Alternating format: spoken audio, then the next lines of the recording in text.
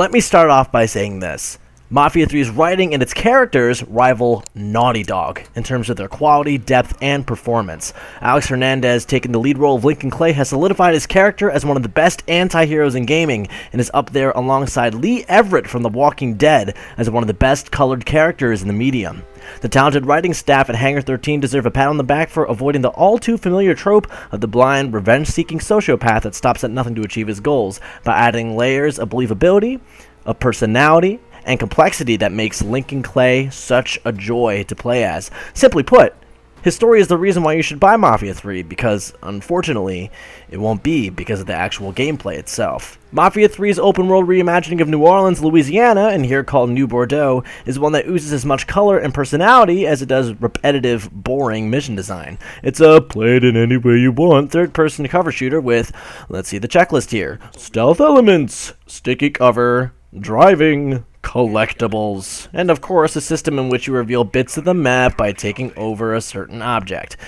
Now, before you compare this game to something like Assassin's Creed or Watch Dogs, Mafia 3 is, in fact, different from its other checkbox open-world cousins. And that its collectibles are pointless and there are no fun distractions in the play space, making New Bordeaux, a city of glitz, vice, and sin, a barren and stale one to play in. Now, on paper, Mafia 3 sounds awesome. Alongside an incredibly performed narrative, your in-game actions slowly dismantle the Italian Mafia's income piece by piece, while you take over its respective territories by hunting down the hierarchy of Sal Marcano's crime family. You start from the bottom to the lieutenants, the capos, and eventually Sal Marcano himself. Drug deals, illegal shipments, sex rings, car boosting, gambling. You'll be taking over all these rackets and assigning them to your 3 loyal lieutenants that you get in the game. Keep them happy by giving them means to keep the money flowing and respective districts for them to run, keeping your wallet flush in turn. Piss one off and you'll have to hunt them down in the wake of their betraying you.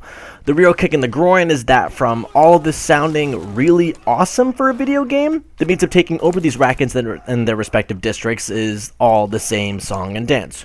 Go to an area, kill the people, interrogate the leader, find more zones, so you can go to another area to kill those people, break some stuff, kill more people, go to an area. See, did you see how, where the repetition is? Mafia 3's mission design crumbles from the same repetitive, boring nature of any other, Ubisoft open world game. Is that it's littered with many of the same missions for you to do over and over and over again. Quantity over quality, which this method of mission, by the way, is incredibly easy to exploit. Chuck a grenade on the guy you're supposed to interrogate, and guess what? You won't die. He'll just sit on his knees and patiently wait for you to interrogate him while you quickly dispatch of his bodyguards.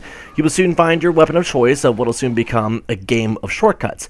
For me, I had a silent pistol I didn't swap out for literally the entire game once I unlocked it. I switched my secondary for a rifle or shotgun, maybe to prevent myself from falling asleep.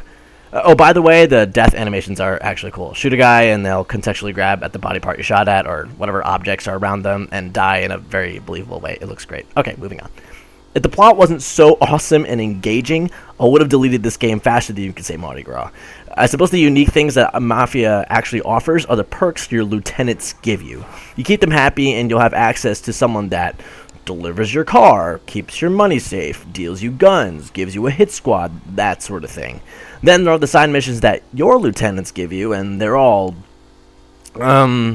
terrible, and some are even bugged out, at least on PlayStation 4. Now, tell me if this sounds fun to you. Go to an area, kill the people, oh look, here we are again, steal a boat, which, by the way, because of a bug, sometimes the boat won't even be there, or the truck won't even be there, whatever. Drive to another location, which will take about 5 minutes of driving through the swamp, and from there, drive another slow, heavy-turning truck for another 5 minutes to another destination, and your mission's complete. Now repeat this 5 times, except switch the contents of the boat or the truck with drugs or guns. Rinse, repeat, rinse, repeat. Oh my god. This was an uninteresting waste of time, of which its only purpose, supposedly, is to serve that respective lieutenant that gave you the quest and increase their loyalty to you to build a relationship with that character and, avoid betrayal when you assign districts. Well, newsflash, at time of writing, I've fully completed none, none of these side quests, and have kept my relationship with my lieutenants completely perfect by just evenly distributing the territories that I took over. Seriously, I finished the entire game with all of them alive and happy without whittling away my insanity of this repetitive tripe. So, okay, I waffled on a little bit, but how was the actual, like, you know, the mechanics? The mechanics are serviceable. Like, how's the driving? It's okay. How's the gunplay? It's okay. How's the cover system? It's all okay. Well, the sensitivity for the actual gunplay is a little bit sluggish, and sometimes the cover system doesn't let you stick to what you want, but that's what could be said with a ton of other open-world games of this type. But I didn't want Mafia 3 to just be another open-world game, you know? And I mentioned the collectibles earlier, and by the way, they're all completely pointless. You'll find magazines, pinup girl illustrations, vinyl covers, but none of them serve any purpose. You'd expect what? Like a certain number of these and I'll get some sort of upgrade, right? Maybe a secret mission or like some dialogue prompt. Nope, nothing. Not even a trophy or achievement. Seriously, like go through your trophy or achievement list right now. There's nothing. There's nothing to reward you whatsoever by getting all these collectibles. Also, no fast travel. Okay, like seemed important to note here. No freaking fast travel. Why? So many missions like forced me into the bayou, which, by the way, is half of the freaking map. But there's nothing there. There's really nothing there except for, oh wait, the collectibles. Oh, goody. No territories to dismantle or take over, no rackets to blow up. Nothing. Just half the map is an empty, stupid swamp. What? Not only that, but the customization is nowhere to be found. Not for your cars, your weapons, or even like your clothes for Lincoln. Now, the developers plan to patch some of that in, but I doubt I'll have any interest in returning to the game once those come in either way. So, you know, I got Overwatch to play. Not only that, but the graphics of this game range from good to downright terrible. Like, the pop-in is so bad, it led me to car accidents. Like, I've had my car nick on something that didn't load and had me flip like 50 feet in the air. Now, that's not exactly helpful when you're running away from the cops. I've had enemies sunken into the streets, like frozen inside of walls and cars, which would lead me to saying that the AI is a complete joke, and you'll be wiping through gigantic set pieces and encounters with relatively no damage to you.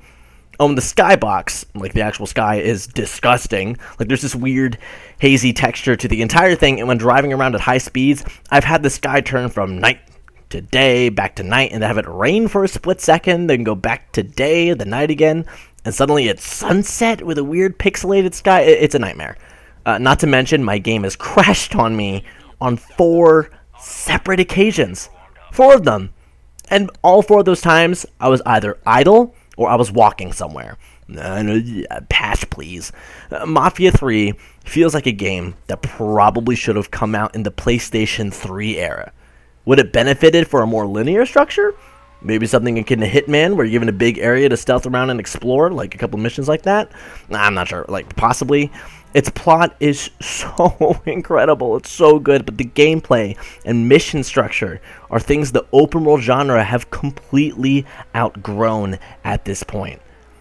So you know the way that me and Chaingear like verdict these sorts of games. So how much should you pay for Mafia 3?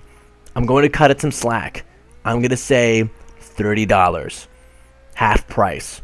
Why? Because one half of the game, you know, is its engrossing narrative is awesome. You want to see it through to the end, but the other half of the game, the means of actually getting there by, you know, playing the game, becomes a complete chore.